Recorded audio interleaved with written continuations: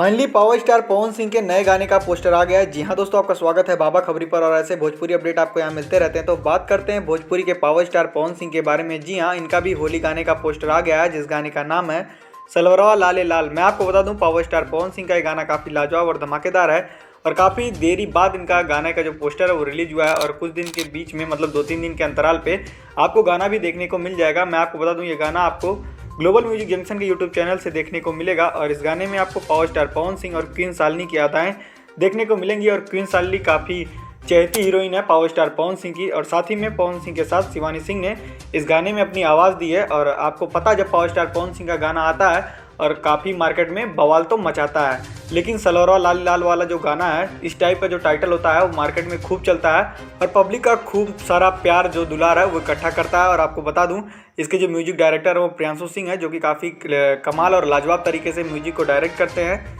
तो आपको power star Pawan Singh का गाना कैसा लगता है हमें कमेंट बॉक्स में जरूर बताइएगा। लेकिन मैं आपको बता दूं, सलवरवा लाल लाल वाला गाना जो पावर स्टार पवन सिंह का आने वाला है आप लोग के बीच में ग्लोबल म्यूजिक जंक्शन के यूट्यूब चैनल से, वो काफ़ी लाजवाब और धमाकेदार होने वाला है, क्योंकि काफ़ी टाइम बाद ये गाना आ रहा है।